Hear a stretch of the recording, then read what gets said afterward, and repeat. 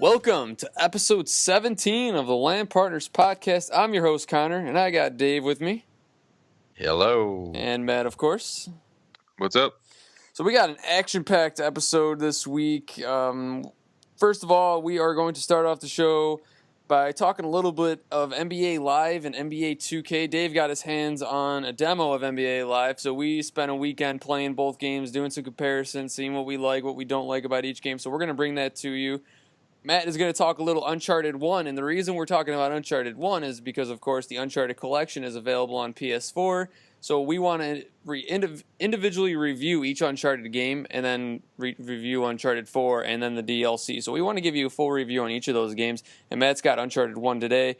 We're going to talk about Gamescom. That was a big conference last week in Germany, so we definitely want to wrap that up. That will be our discussion/news segment, since a lot of news were coming out of Gamescom. And then Dave and I are in a Madden league. We're going to give you the rundown on that for now. And our list is the top 3 things from Gamescom. Who we are is we are 3 guys who have full-time jobs, families, and other hobbies who just love to game. What makes this podcast different is that we will, of course, talk about new games, but we will also talk about games that came out 2 or 3 years ago as if they were new.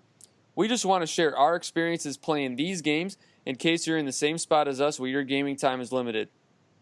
Please download the podcast by Apple app, Stitcher, Google Play, or for you Android users, just go on iTunes and hit subscribe. That way you get our weekly episodes uploaded to you every Wednesday.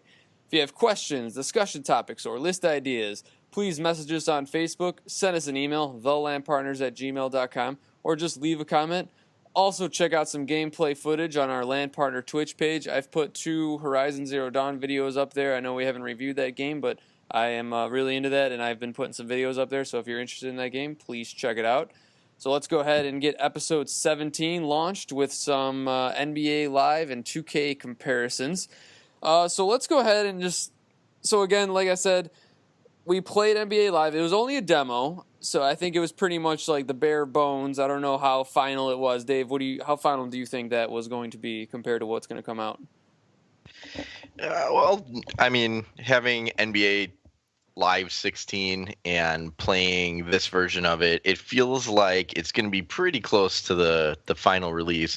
I know it came out early enough where they could make some big adjustments, and for all I know, there's going to be a giant day one patch based on all the notes that they've taken and people's feedback, and it's possible because EA has shown with what they've already changed in the game that they do care about people's feedback and they do want to make their game better. But I'm wondering, how much time do you have to completely rewrite some of the glaring issues in Live 18 to make it actually, an improvement, rather than just, little itty bitty fixes like some, clipping issues or what have you. So before we launch too deep into this, I just want to tell the listeners how we did this. So we basically played, I think in the demo, you could only play as the Warriors and the Cavaliers, correct? Could you actually play as other teams? Okay, so you can only play as those teams. So what we did is we played NBA Live as those 2 teams, and then we played NBA 2K as those 2 teams, and we did that twice. So we played 2 or 3 games of Live, 2 or 3 games of NBA 2K. That way we had a direct comparison. It wasn't like a day later thing, and then how was that in that game? It was a clear comparison. So let's start off with NBA Live, and this is just a demo, so some things can change. But based off the demo, one thing that jumps out to me that I really liked about NBA Live, and I was very impressed, was the shot meter. This is one thing that I really thought NBA Live did just flat out better than NBA 2K. No comparison. It was just better. Dave, tell us a little bit about the shot meter and why it was better. So the shot meter I think we should start with NBA 2K's shot meter of the past. And in the last couple iterations of NBA 2K, they put the shot meter at the player's feet, which seems counterintuitive considering they want you to release the ball at a certain point when the player's hands and arms are a certain way. Not only does it not make sense around the feet, but it doesn't seem like a real smart place to have it if you actually want to be enjoying the visuals of the game, because a lot of these signature shots that these players have can be easily missed because you're staring at their feet to shoot the ball. And NBA Live fixes that, and it's not that they just recently fixed it. if you played NBA Live 16, that shot meter was also vastly superior to the 2K shot meter because that one was up near their torso. So you got to watch the animation of them shooting and time the shot at the same time. You got to see the motion of their arms and the release of the ball, which is really important in the NBA because different players have different releases. And I think that it was just a lot better of an experience. And the improvement that Live made is in 16, they had like this little dot system where you'd watch a dot move up a meter, kind of like at one of those carnivals where you take a mallet and you hit the big button, and then it shows how hard you hit by putting that little like glowing light up, and the little lights glow upwards until you get to the top. Well, that's kind of how 16 was, and 18 improved on that by doing kind of like what 2K did with the red, yellow, green system, where the closer you get to a perfect shot, the more it turns green until you get a solid green shot, which is like an automatic bucket.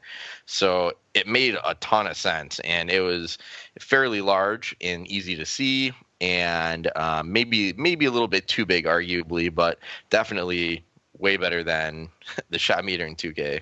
Yeah, Live was definitely better. That's somewhere where Live was hands down better. Another thing I liked about Live was the defense. I thought it was a little bit easier to understand how to play defense, and there was like an arrow that tells you that the player is going to move that way, or you should move that way with the player, so you kind of box them out a little bit.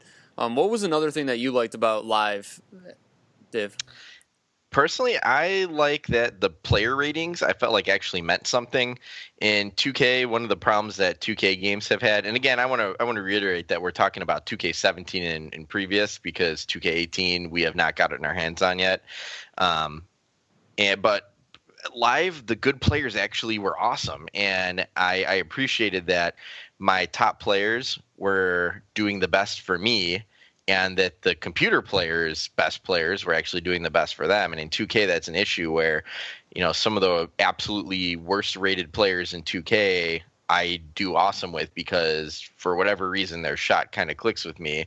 And that doesn't really make sense. That doesn't make it feel like an NBA experience when I'm missing, 5 out of 6 3-pointers with Steph Curry wide open because his shot is so goofy and wonky, and J.R. Smith's shot is so incredibly fast that, you can't even compensate for it online. But then in NBA Live, it was like perfect. Like the meter didn't really fluctuate quite as much as it does in 2K for different shots. And the players who were actually good, I felt like were very well represented in the game. So ratings meaning something was huge for me in Live. Okay. As far as the other likes go, was there anything else for NBA Live that really jumped out at you before we get into our dislikes about this game? Maybe the heating up mechanic. I like that when the players heat up, it actually changes the shot meter a little bit. I thought that was kind of cool. 2K does the same thing, though. Not to the same extent, though. The shot meter, when they heat up in Live, actually changes the color of the meter itself, and it kind of extends the green downward and makes it red. So the green area actually increases, which is kind of a cool concept. And in NBA 2K, it just increases the probability of every shot by a tiny bit when they're on fire. What does it mean in 2K when you release a shot and then the whole bar lights up green? I know you just nailed. I know you didn't nail that shot, but I think it just. Like you said, I think it increases it. So it's kind of the same idea once those guys get on. And going into the dislikes with NBA Live, one thing that really, right from the tip-off, that really was bothering me about NBA Live was the pacing. The pacing was very off for me. It felt slow. Something was sluggish. I felt like my whole team was a bunch of dirks. Something was very slow about it. Dave, how did you feel about the pacing? Well, that's the thing, and David was talking about this. I could speed up the game, but that doesn't seem right. I don't know. I shouldn't have to increase the speed of the game where it looks kind of goofy. Well, and the problem is the player motion is actually fine. They're a little bit weighty, which is nice. I like that the players have a little bit of a weight feel to them because in NBA 2K, sometimes it feels like you're sliding around a little bit like you're on skates. And so I like that. I like that you had a little bit of weight. But at the same time, like Connor's saying, what made it feel slow and weird is that the players moved at a normal speed, but for some reason they just can't get the ball motion right. I don't know what it is. Maybe it's just the engine of the game, but I felt like passes are slow motion and shooting the ball still looks weird and funny after it releases their hand sometimes. And like you can never get an open shot because the ball gets to the guy so slowly that even if he's wide open in the corner, one of the quick players who move at normal speeds will get over to them while the ball is slowly crawling its way into their hands after a pass. So it's just there's something. Connor's nailed it, man. It's something that it's even hard to describe because it's just not right. It's not fluid. Yeah, and then after playing, like I was saying, how we played live in 2K. Going from live to 2K, it's like, okay, like this is a basketball game right now. This is way more fast paced. Like, and another thing that leads right from the pacing is NBA Live. Fast breaks do not exist. I don't remember getting any fast breaks, and if I did, maybe there was one or two, which I don't even remember. But the fast breaking, nope, forget about it. Yeah, I mean, it's you. Not only does fast breaking not exist, but having no open shots pretty much ever unless you do a dribble move and like break a guy's ankles, which by the way doesn't happen very often in the actual NBA. So I'm not sure why that's the only way I can get an open shot in this game. But it's just it has to do with even the animations that look kind of choppy and lagging behind NBA 2K still. When I play live, I feel like I'm playing like an early Xbox 360 version of the 2K games because it's just like choppy. Some of the animations look ugly. Some of the facial expressions are downright hilarious in NBA Live. I mean, absolutely hilariously bad. Like a guy will make a grimace and his face will look like a toad. Like it'll completely change and like warp. Kyrie Irving, when he makes any sort of facial expression in live, looks nothing like Kyrie Irving. It looks more like what's his name? Golem or something from The Hobbit or whatever. I'm like, are you kidding me? Is this Kyrie Irving or Golem who looks sleepy? Like I'm having a real hard time immersing myself in this game when Uncle Drew looks like Uncle Sam a little bit. Like I don't know. Come on, NBA Live. Come on. I thought and as you're talking about presentation, I thought one thing that NBA Live smoked NBA 2K with presentation was I wasn't sitting there for 30 seconds after someone makes a bucket and the camera is just staring at Kyrie Irving after he makes his second free throw. NBA Live, none of that. I mean, I would honestly say we probably shaved off 5 to 7 minutes in an NBA Live game compared to NBA 2K. Not having to watch Shaq sit there at the halftime desk, like completely oh my goodness, doped face, and just like he's not even paying attention. None of that. It's just boom, boom, boom. Let's play basketball. And NBA 2K does not have. NBA Live does not have any of that little gimmicky presentation stuff that no one likes. Well, and it's there if you let it, but the beauty of it is you can skip it. Like I did not have to watch 3 guys dribble around a ball and jump off a trampoline, which is a common occurrence in 2K. I did not have to watch a trampoline fest in NBA Live one time, which I really appreciated. And they even, like in Madden, when you skip the halftime show, they make like a funny little comment like, oh, looks like we don't have a halftime show. I thought I remembered hearing them say something similar in NBA Live, and I like that. I like that it, gives you a little funny thing like, oh, you skipped the halftime show. Like, let's even make that into an entertaining thing. Yeah, it's almost breaking the fourth wall a little bit. 100 points for NBA Live in that category, and 2K is just absolutely inexcusable, making me watch guys jump around on trampolines. Oh my goodness. So let's go ahead and just get down to which game that we feel confident in buying that day one. I feel 100% confident that I'm buying, if I were to buy, I really don't ever buy basketball games at launch, but NBA 2K is getting my money for sure. And it feels a lot more real. But I will say, before you go into what you think, I will say NBA Live is putting up a fight. It is much better than I expected. I went into playing NBA Live thinking this is going to be garbage. This is going to be comical how much better NBA 2K is going to be. But there were things from NBA Live that I thought did much better than 2K. And I think in the future, hopefully 2K kind of feels like some competition's coming for them. So they improve a little bit more. But 2K still, I think, is the better basketball game. Dave, what do you think? I think unless you're being paid to say NBA Live is better, the hard cold reality is 2K is a better game, and it's better in relatively every single way. There's actually a new gameplay video that came out. I think it might have been yesterday or the day before, and it shows actual in-game footage for like the first time, like extended actual in-game footage of NBA 2K18. And the shot meter that we complained so much about just now in 17 and before, it actually looks better and more welcoming than even NBA Live. It's like got a nice little swoosh to it, and it ends right near your player's hands so that you're always looking at the animation of the shot like we wanted. The commentary that you and I were just kind of complaining about looks like it's skippable, and it includes Kobe Bryant and Kevin Garnett as guest commentators instead of people we don't know. And the animations look, amazing, as 2K always looks. And so I don't know. I don't see. I could see maybe NBA Live being better as like a story mode game, because it did kind of suck me in when it forced me to make a guy and start the story mode. I like that NBA Live had ESPN's First Take. You had Stephen A. Smith and Max Kellerman doing kind of like a guest appearance, and they did actually a very nice job making it seem like a real conversation they were having, like an actual debate. So I appreciated that. And like Connor said, the TLC of the presentation is clearly tipped in the favor of EA, who always has the best presentation of any sports game. But like what it comes down to is gameplay. And I'm sorry, 2K is head and shoulders again in front of NBA Live, but I feel like Live is making leaps and bounds, and maybe next year 2K will have to put even more effort in.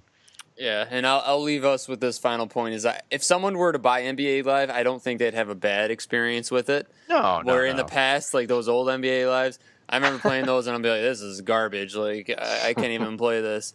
But I think it's come a long way and it's a lot better. So let's go ahead and shift gears to a little bit older game of Uncharted 1. So Matt's going to talk to us about Uncharted 1. All right.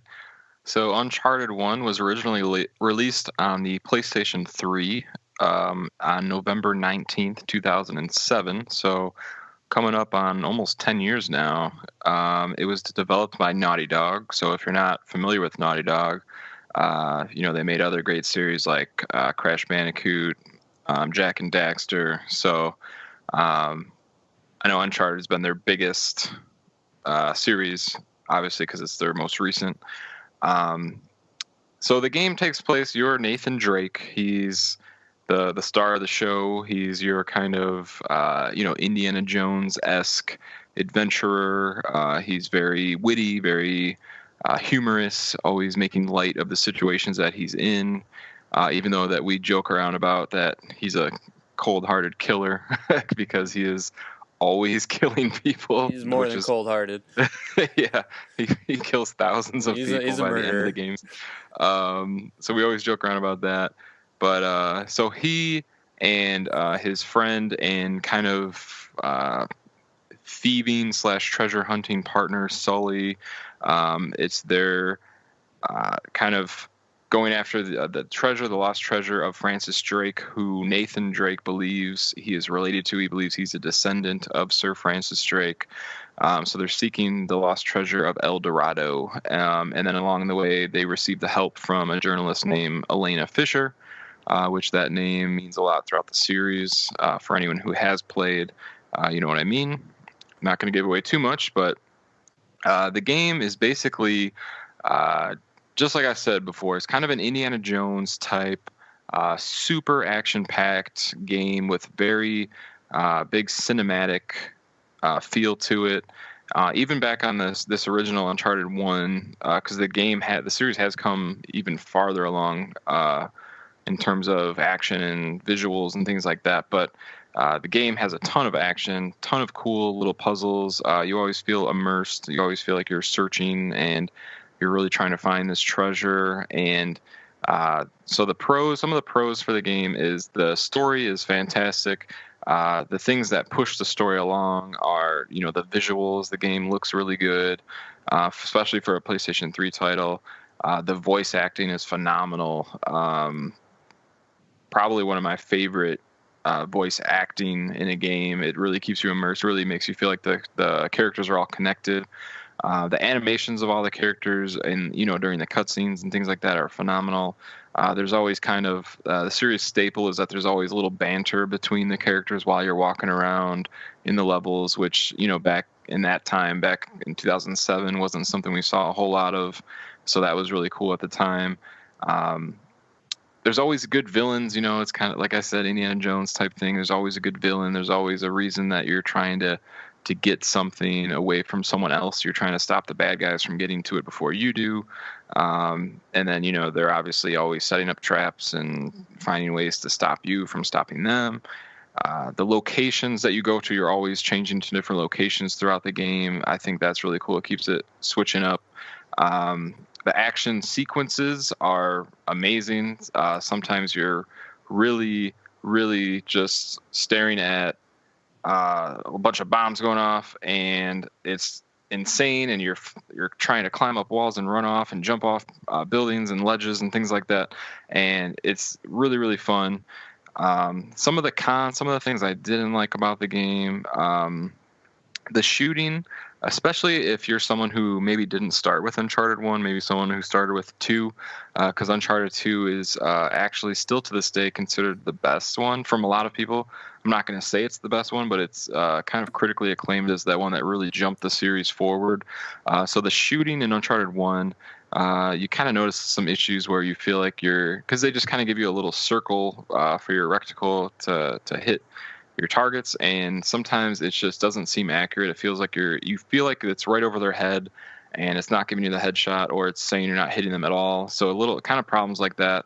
Another one is this game. The whole series does this, but this one in particular, the way the combat works is that they just like to throw waves of enemies at you. So endless waves. Just endless waves. So in Uncharted 1 especially, you're in parts where you're kind of holding your cover. It's a third-person game, so it's kind of Gears of War style. You're against cover, just fighting off waves and waves of enemies, and the game will not let you continue until you fight off every single person that's coming at you. And sometimes it gets a little frustrating because they're kind of like suicidal, where they'll just run straight at you and throw grenades at you, and they don't care about their own life. So well, there's get a little 3,000 of them, so what do they care? Right, 1 out of 3,000.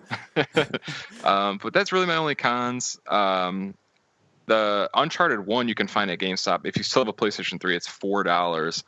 So clearly a necessary pickup. I would definitely pick it up if you're interested.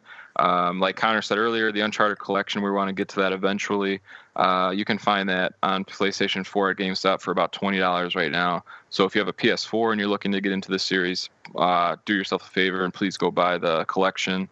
At the end of the day, I give Uncharted 1 a 7.5 out of 10. I think it's a very good game. The rest of the series only gets better from here. I think it's a necessary step, though, to kind of get you introduced to the characters, introduced to their background and the story. So definitely, if you have never checked it out, please check it out. At least get the collection. Yeah, I played the collection too, and I thought everything you said with Uncharted 1 was just, it felt a little dated at times, but it still held up pretty well for the collection. But then 2 and 3, just wow. Just the improvement. Just takes off. Yeah, just takes off. Crazy. So yeah, within the next couple of weeks, we will be talking about Uncharted 2 and 3, as the whole collection, and then talk about 4. I didn't feel right just going ahead and talking about 4 without developing what we think about the collection and the other games before we just jump into 4, because there is, there's a narrative there, and there's a relationship that we've developed with those kind of games. So be on the lookout for those. Let's go ahead and give our listeners the wrap-up of Gamescom. So this is a big conference. There was kind of a lot going on, kind of not. I felt like it was maybe a little bit of a slower year than previous Gamescom. So what we're going to do is just kind of go around and talk a little bit about each thing. First thing I want to mention before we get too deep into this is Sony kind of left us with a mysterious release. Like, they had some information, and some people were kind of wondering, like, what is this announcement? And I was looking all over Twitter, like, what this possibly could be. All it was was a Dave, help me out, with a Gran Turismo logo. Skin. Yeah, basically. Yeah, it was like it's a case for the PS4. It's not even an announcement. It's like you could buy an aftermarket Gran Turismo case that looks nicer, in my opinion. But here's the thing of it. Forget about it if you're interested in it if you live in North America, because it's only in Europe, the UK, Australia on October 18th. So forget about it if you're in the US. And I was very disappointed with this announcement. I thought it'd be something a little bit cooler, maybe something for North Americans, but whatever. So let's just kind of go through each thing. Out of the Microsoft. So there wasn't really like a whole lot coming out of each conference. And so out of Microsoft, what is something that jumped out to you, Dave? Because I know you were talking about a couple things. I mean, a couple being one. Xbox One X put out pre-orders. I mean, everything else was an instant replay of E3 with like 2 more minutes of gameplay footage. I don't know, man. It was the Microsoft conference was literally Shadow of War, Assassin's Creed, and Sea of Thieves. We saw all that from E3. We saw all that at E3. It was nothing else besides the Xbox One pre-orders, like Dave mentioned, and then there was some. The unboxing was cool. I did like seeing it for the first time because I'm excited. Cool. I ordered one, so I was like, oh, like what's it gonna look like? And so there it is. I was sitting there stewing in my fanboyness and looking at the beautiful, the new console with the limited Project Scorpio lettering, because I do like the name Project Scorpio a heck of a lot better than Xbox One X. Yeah. So it made me really happy, actually, that it was called the Project Scorpio edition, because I will always refer to that as the Project Scorpio. So that was kind of cool. But other than that, I mean, instant replay of E3, it was like Sony E3 all over again. I'm like, seen this. Not interesting to me, not interesting. Seen this, done. Matt, was there anything that jumped out to you from Microsoft? No, I feel like Microsoft's really holding on to Sea of Thieves. Like they're hoping it's going to be something great because they really keep pushing that a lot. So we'll see. But yeah, like Dave said, the unveiling and pre-ordering of the Xbox One X is definitely probably their biggest story for Microsoft. I'm surprised. I got a story here that I thought you guys would have been all over, and I wanted to let you guys unveil it, but I guess I got to do the honors. Don't say Age of Empires. That's what I was going to say. It was Age of Empires. Oh, my gosh. I thought there would have been some excitement. Age of Empires 4? There's excitement. I have excitement. It's kind of a big deal. There's a little game called Civilization that made Age of Empires completely obsolete. Whoa. Once it hit like 4. Did I not mention that they're remastering 2 and 3? Oh my gosh, yeah. No, you didn't mention it, but my God. I should have led with that. I used to love Age of Empires, man. Do you remember when we tried playing Age of Empires again, and it was like the most tedious, slow, unplayable game we've ever played in our lives? It was over at that internet cafe. Yeah, it was for your bachelor bar. Well, that's why you got to kick up the game speed to make it go faster. Just like NBA Live.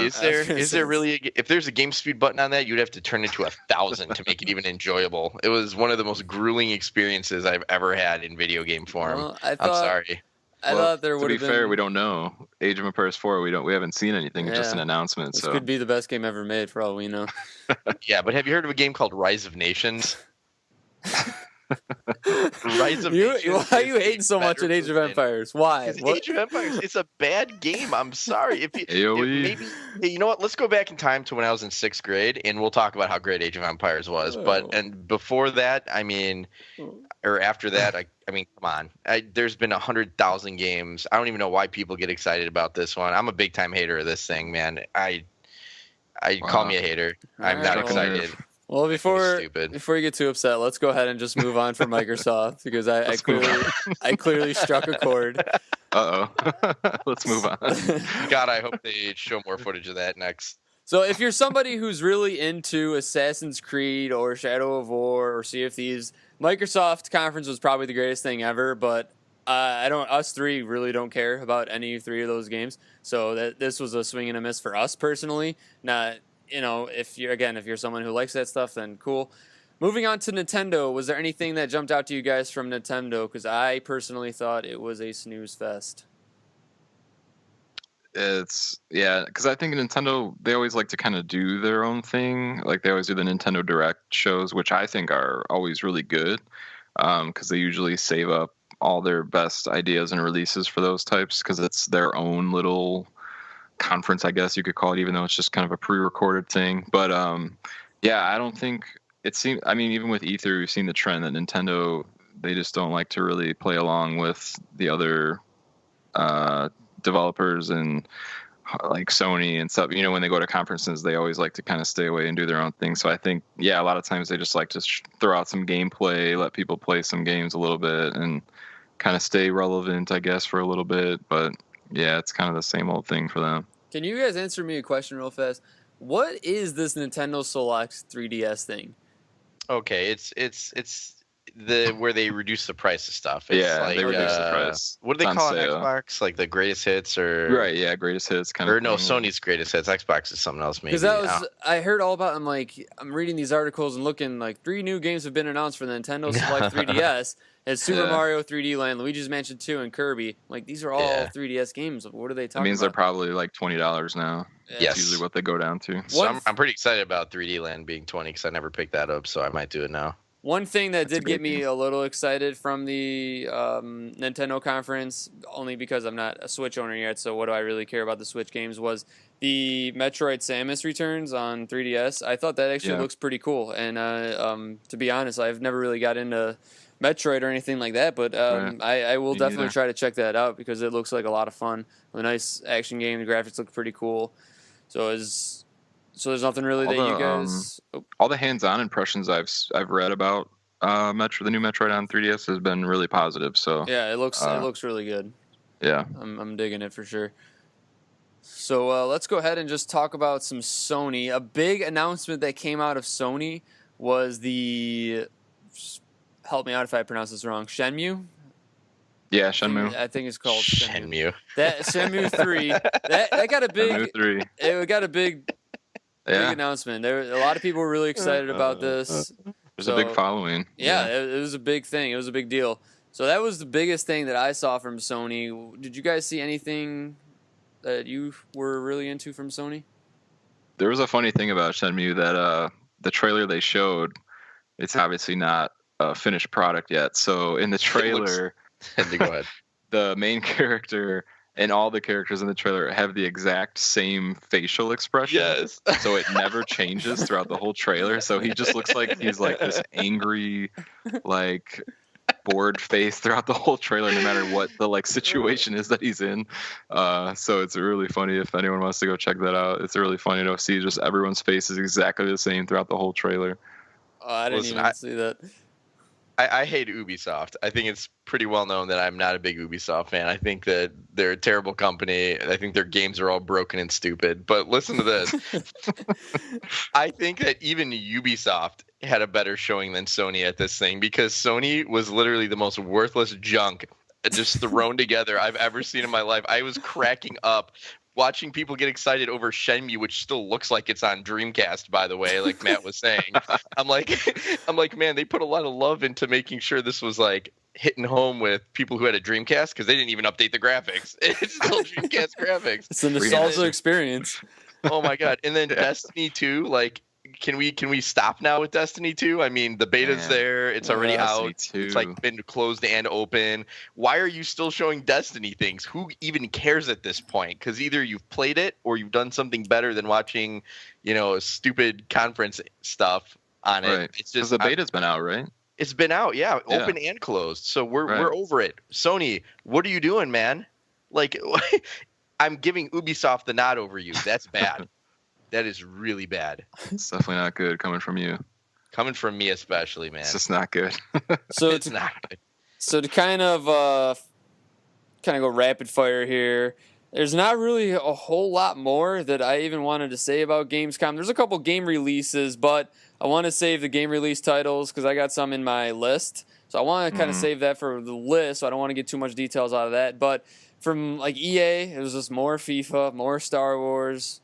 Yeah. More Need for Speed, like there's Battlefield, yeah, that was another big one. I mean, there's nothing here that I think is worth mentioning. There's just more trailers, more gameplay. If you're interested in that kind of stuff. Let me drop this knowledge on you. So I just saw today, IGN did a vote for best game of Gamescom, and the winner of that vote was FIFA. I was going to guess FIFA. That shows you kind of where the conference was in terms of exciting things going on. Shows you where FIFA is, because FIFA is a very, very popular game. There's a big following, yeah. But if FIFA wins, it's like, okay, it's FIFA. Like, I don't know. That's like if sports games winning that is not a big deal. Well, also remember this was in Europe, and Europe is bananas over soccer. So, sorry, football. I'm sorry. And anyone who's listening in Europe, lo siento on that one, man. Football is what I meant to say. So wrapping up our Gamescom, was there anything that you guys definitely wanted to mention? I know, Dave, you wanted to talk a little bit about Ark. Well, it wasn't really a Gamescom thing, but Ark did drop in full. I've had that game since alpha. I thought that was Gamescom. Finally. No, it wasn't a Gamescom thing, but like Matt's saying, finally, like this thing's been, in alpha and beta for a million years, and it's a really fun game, and it finally got a full release with a little bit of a few extra bonus features. But no, as far as without spoiling my list, I can't really talk about. There's only 3 things that interested me total from Gamescom, so all right, we'll get to in our list. Well, there was 3 things too from Gamescom that I was actually legitimately excited about. So we'll go ahead and wrap up the LAN Partners podcast here, but real quick. But first, before we get into our list, Dave and I both picked up Madden 18 on Xbox One. Mm-hmm. Dave is the flawless, fearless, perfect commissioner of our. Call me Goodell, baby. Let's do this. Call me Goodell. Of our online league, there's 9 users, correct? We're still waiting on 2, I think, to 2 sign, of them. to even accept. Yeah. We're in week 2, but 2 people still haven't even joined the league. I am in the AFC North and the Cincinnati Bengals. I have one other user. That's Tony. He's the Browns. We kind of wanted to be in the same division together to get the maximum amount of games. Dave, what team are you on? Sir, I am the Indianapolis Colts with the 4th overall pick of our Madden team draft. Yeah, we had to keep it within boundaries, like the bottom 9 teams in the conference based on overall. So it's not like people were the Patriots or the Falcons or anything like that. So we had to pick from the bottom 9. A couple rules that we had: no trades, that upset some people. 2 free agent pickups, and those are basically like the 2 big rules that had a lot of discussion amongst our league. Buzzworthy. But definitely keep an eye on the Twitter, the Facebook. I will be streaming some user games. Like I faced Dave in this year. I faced Tony twice. I'll definitely be streaming that and the Dave game. So please keep an eye on that if you want to see. We'll be talking about our league on a weekly basis, give you updates, who's doing good. So far, I'm 1-0 against the computer. I had my week 1 matchup. Dave is 1-0 against another user. So we're on week 2 only. Barely. Skin of my teeth. Yeah, skin of your teeth, whatever. Okay, so let's go ahead and get down to our lists. I'll lead us off. My number 3 is a game called Immortal Unchained. I don't know if you guys saw this, but it is like a Dark Souls-y kind of game, sci-fi. You do have a gun, I think I remember, where you have like more of a arsenal of weapons, and it looks really cool. I was really excited about this. Didn't see a whole lot about it, but that's my number 3 from Gamescom. I was definitely excited. Sorry, I didn't even say what our list was. I said at the beginning of the show, but just want to clarify. Top 3 things from Gamescom. So my number 3, Immortal Unchained. Matt, what is your number 3? My number 3 just was them opening up the pre-orders for the Xbox One X. Even though I wasn't one to jump on one right away, it's always exciting when they're releasing new hardware, and that always generates a lot of buzz. So I was kind of happy for Microsoft to finally get them out the doors. Nice. Dave? I know this surprised you at E3 when I mentioned this game, and I'm going to mention it again because it looks so beautiful. I can't help it. Battlefront 2, the Starfighter assault that they showed, looked like the coolest. Like it made Star Fox look comical with how awesome their space battles looked. Like I'm not a huge Star Wars fan, and I was like, dude, who needs Star Fox when you have something that looks this gorgeous and sounds like this? So I mean, purely from an artificial, aesthetic standpoint, Battlefront 2, man, holy cow. Wow, that's unexpected. You've been trashing EA and Ubisoft and pretty much everything. Here he comes. Here I come. Yeah, coming out of the gates was Battlefront, man. Wow. You know what? I'm going to end up with this game, even though I say I'm never going to buy a Battlefront game. I'm probably going to end up with this game, and then you guys can laugh about that. We'll make fun of you. All right, my number 2 is Biomutant. I thought this was a really cool looking game, really interesting. It had kind of an old school vibe to it. It looked at one point during one of the scenes you were a giant hand, like walking around on a hand. Like it looked really neat, really cool. I'm interested in it. I want to see more. Matt, did I skip you? No, I'm up. Okay, who's up? My number 2.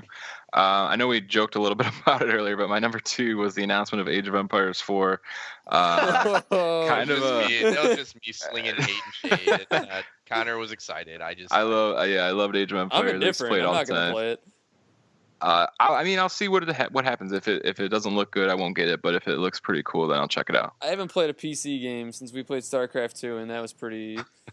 Connor's putting Age of Empires in his top 10 games of all time. I was lying. I'm playing it. I'm gonna buy it.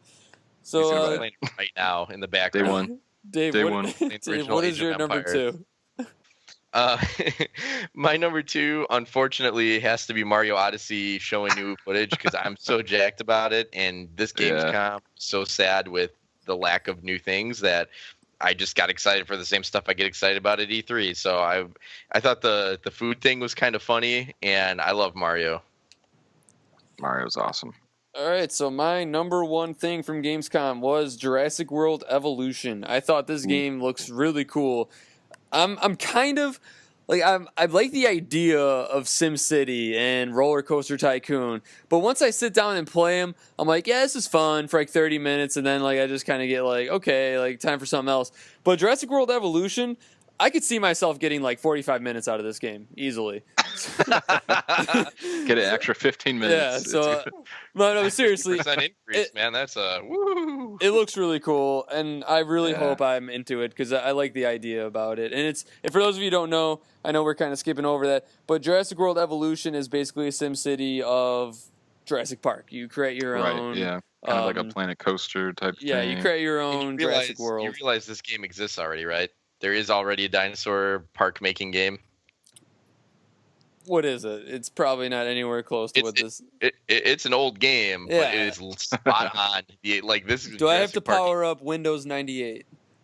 You would have to power up. Do I have to run in compatibility mode? You have to run in compatibility mode, but you are literally going to end up playing the same exact game. It was a fun game when it came out. I can't remember for the life of me the name, but I'll have it for next episode. But it's probably free on some third-party pirating website. I don't condone pirating, by the way. We don't condone pirating, by the way. Yeah. I didn't matter. Yeah, all over that one. I like that. All right, so who's up next? I keep losing track. Matt, number 1. Yep, that's me. My number 1 is Biomutant. I honorable mention was Jurassic World Evolution, but I didn't get to see enough of it. It was kind of like a cinematic little trailer that they showed, so I didn't really get to see what the game was all about. That's all I saw either, and I was sold. Right. I mean, it looks cool. Biomutant, I actually got to see like 10 minutes of gameplay. Kind of an ode. We were talking earlier, me and Connor, a little ode back to kind of old school type games where, you kind of have this avatar now that you take through the game with you that might turn into kind of a franchise. Maybe we'll see. But the game looked really fun. Yeah, and you always got to get excited about new IPs, and that's a new IP exactly. that I got excited about. Yeah, right. Also, that Immortal Unchained is another IP that I'm getting pretty excited about. So, Dave, what is your number 1 from Gamescom? Well, although it's refreshing to see games coming out without a numeral after them, my number 1 is the Xbox One X pre-orders because I got one and they're calling it Project Scorpio, which is man, do I ever love that they are putting Project Scorpio on this instead of Xbox One X, because I love that name so much more. It's so cool. I don't know why they after calling it Project Scorpio all that time, then they just land on Xbox One X. Like, wasn't there like a Simpsons character that named Scorpio that Homer idolizes in one episode? Yeah, that he runs like a multi-billion-dollar company or something like that. Or am I going crazy? No, yeah, it was Scorpio. He was like a 00 agent basically. I think you're right. He wasn't like a 00 agent. Yeah, it's like Homer on your way out. Can you kill somebody? And then Homer kicks the grenade. There's in the background, there's lasers that are trying to cut people up. Oh yeah, no, what a great episode. All right, so tell us what you think about our Gamescom. Like I said, there's not a whole lot that came out of it, but there is a few things. Stay tuned on Facebook, Twitter for our Madden League updates. We'll be telling you how the league's going, who's doing good, who's doing bad. Spoiler alert, Dave wins. So keep an eye. Thank you again for listening. Please, you can subscribe to us, iTunes, YouTube, Stitcher, Google Play. Subscribe to us so you get all our episodes. Tell a friend about us. And thanks for listening. See you next week.